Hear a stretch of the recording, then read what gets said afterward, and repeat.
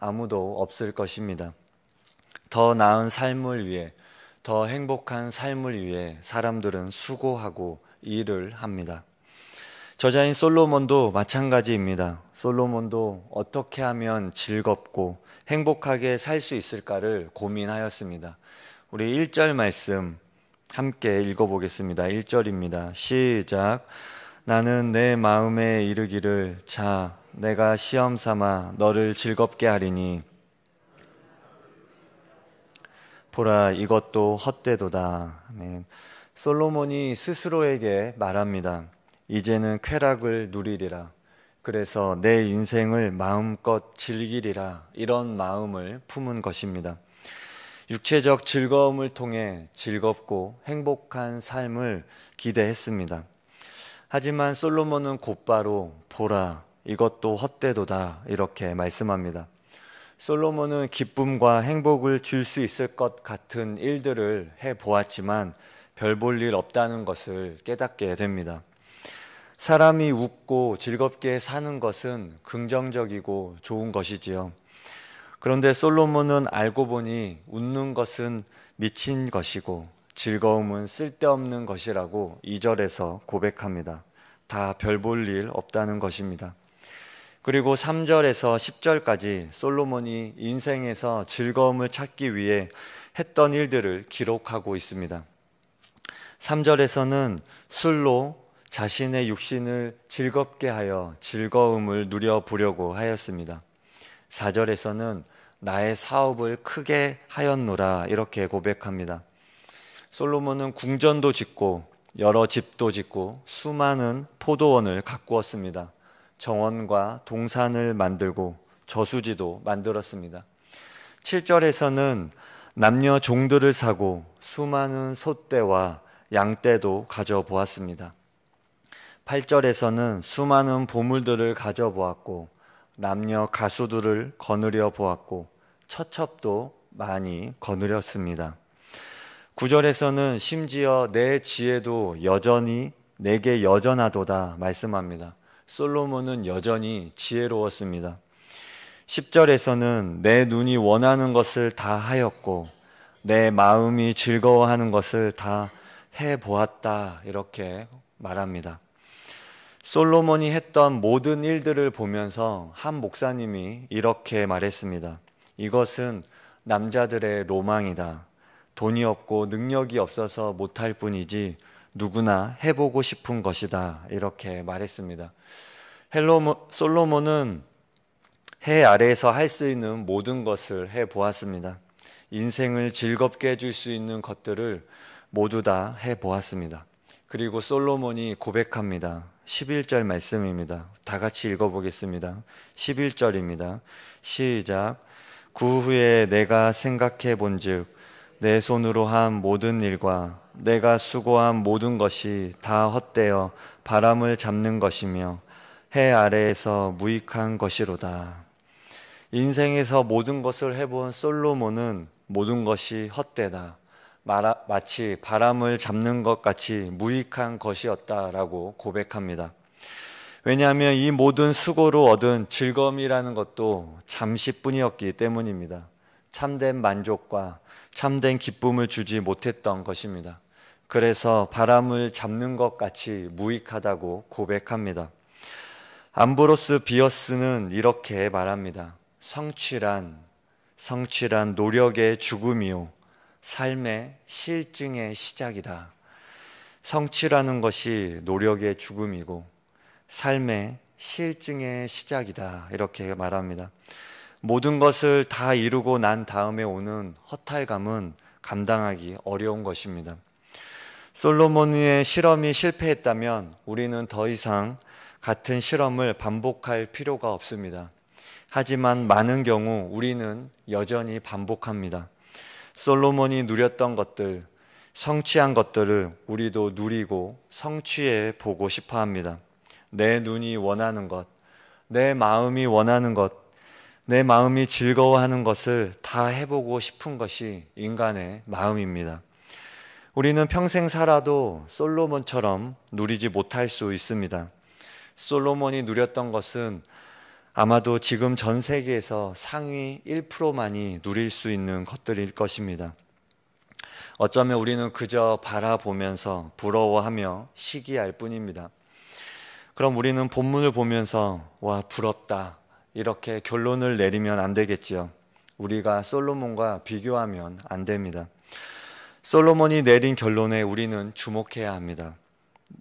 내가 인생을 행복하게 살려고, 즐겁게 살아보려고 모든 것을 누려봤는데 바람을 잡는 것 같이 무익하다는 것입니다.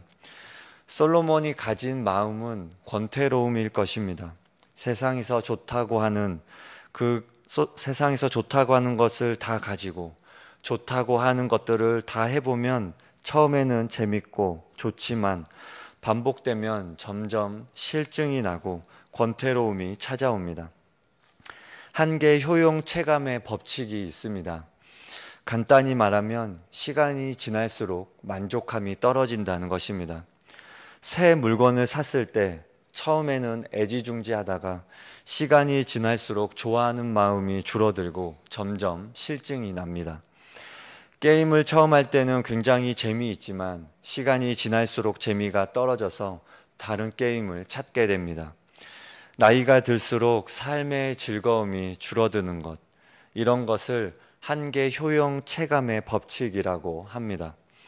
솔로몬이 세상에 좋은 것들, 재미있는 것들, 사람들이 원하는 모든 것들을 할 때는 신나고 재미있고 좋았을 것입니다.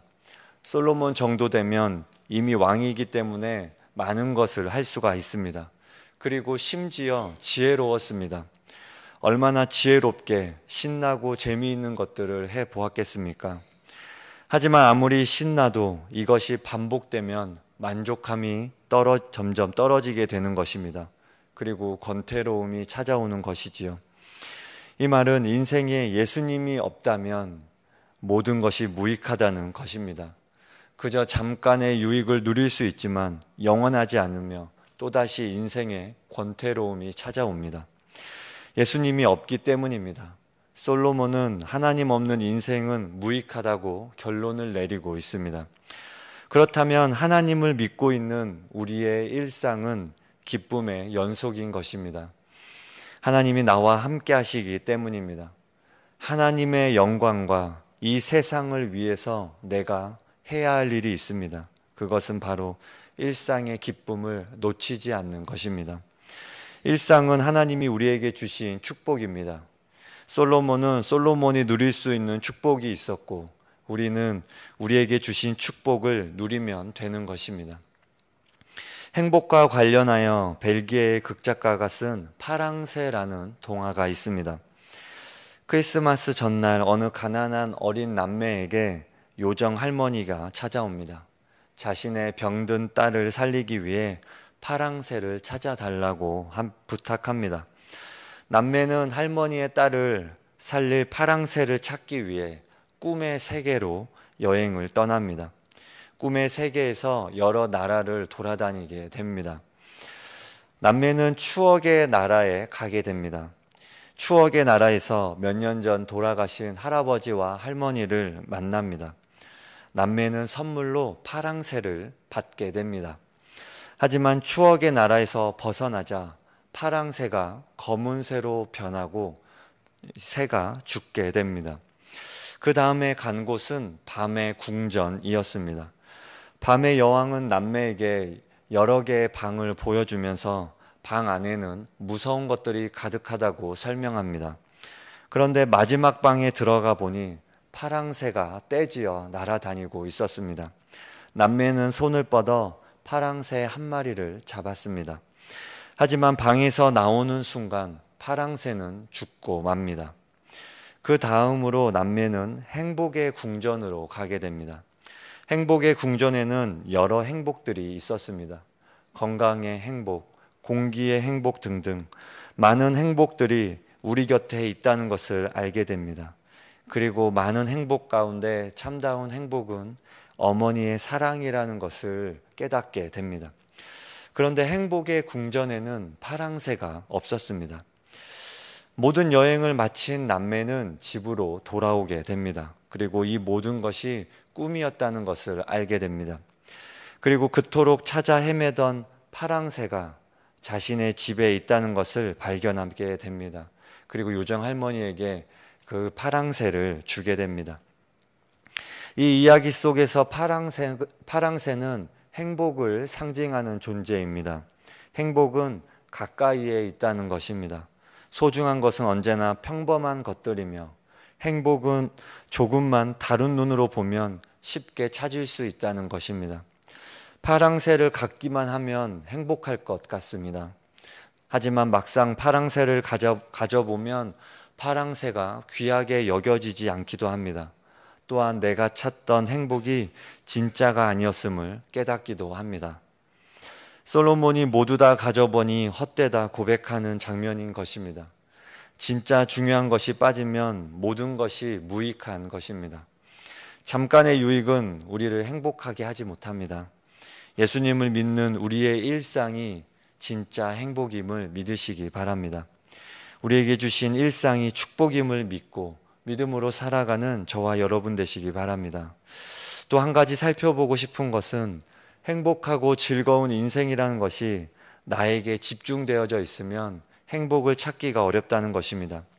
남매는 요정에게 파랑새를 주기 위해 여행을 떠났습니다. 그리고 집에 있던 파랑새를 요정 할머니에게 기꺼이 줍니다. 곧 나눔과 베품의 삶인 것입니다. 나에게 있는 무언가를 기꺼이 나누고 베풀면서 더 많은 사람과 행복할 수 있다는 것입니다.